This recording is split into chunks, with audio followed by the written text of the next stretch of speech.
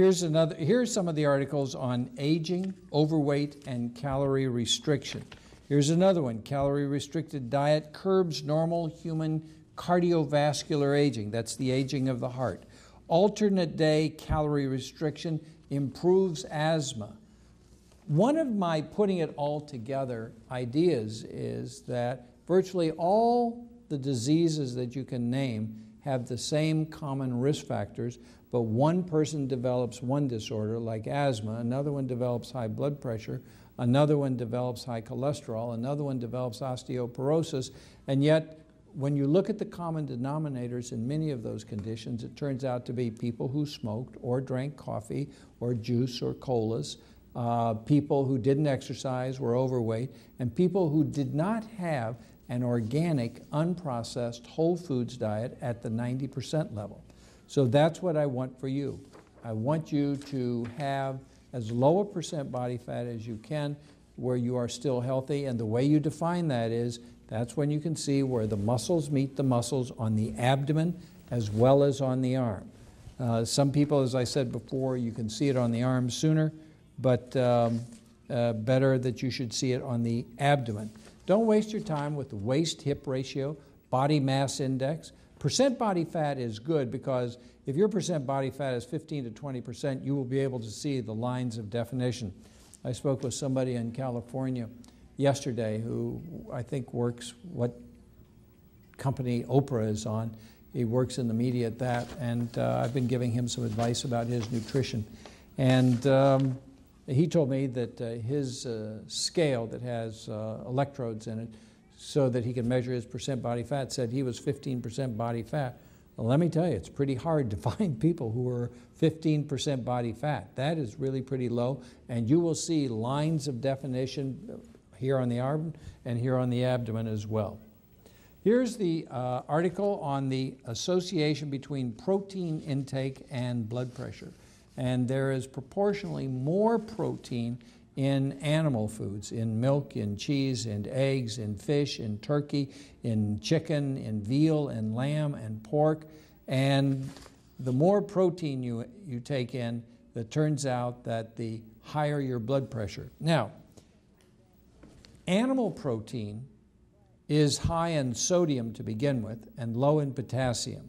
Vegetable protein has no sodium in it until you add some, and is very high in potassium and magnesium, and both of those substances actually lower your blood pressure. So it's important to have, once again, why am I talking about beans and lentils and tofu and tempeh? Because this is a part of that organic, unprocessed, whole foods dietary program that I talk about. Here's an article that talks about that A1C, the association of the A1C with the severity of coronary artery disease. And what it says here is the higher that A1C, the higher your average sugar over the course of several months' time, the more severe coronary artery disease you're going to have. Here is an article that says intensive cholesterol reduction lowers blood pressure and large artery stiffness. In other words, if you really rock the ship and get your cholesterol way down low, it actually improves your blood pressure too and makes your blood vessels more flexible. Sodium content, to go back to that, here's some sodium content. I want it to be as close to 0 as it can be. 3 ounces of ham, 1,166. 1 medium avocado, 20. 1 medium orange, 0. Half cup of salted peanuts, 297. 2 ounces of cheddar cheese, 352. Half cup of pretzels, 170. So you can see that the processed foods, by definition, are higher in sodium, and the whole foods have little to none. Whole foods meaning whole vegetarian foods. Here's an article that this is a reminder of the article that I was reading about last night. And it talked about some people who had a natural tendency not to have large amounts of the bad cholesterol, the LDL cholesterol. And what it found out was that their incidence of heart disease was reduced close to 90%. Whereas if you take people who had the same cholesterol levels but were at 50 or 60 years old, they had about a 30% chance of having a heart attack in a very short period of time. So this says early intervention can halt heart damage. And this is starting to drive at the idea of either by natural means or by medical means of treating people in order to prevent heart disease, but treating them in their 30s or 40s as opposed to waiting until they get to be the 60s or 70s. Those of you who are interested and may be aware of the Framingham score, I am not a fan of the Framingham score. It looks too much at age and doesn't look at the numbers. The Framingham score does not take into effect the concept that 1 out of 2 people is going to have a cardiac or stroke event and die of that disease.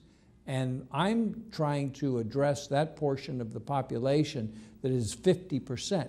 At the same time, the one-size-fits-all, the put-it-all-together concept, the program that I would have you follow also is preventative for diabetes, high cholesterol, high blood pressure, cancer of the colon, uterus, breast, prostate, because those diseases don't occur unless we make them happen. So what I'm saying to you once again is that concept. There is a natural human design and we need to follow it. Now, I want to talk about a couple of supplements because I came to that page.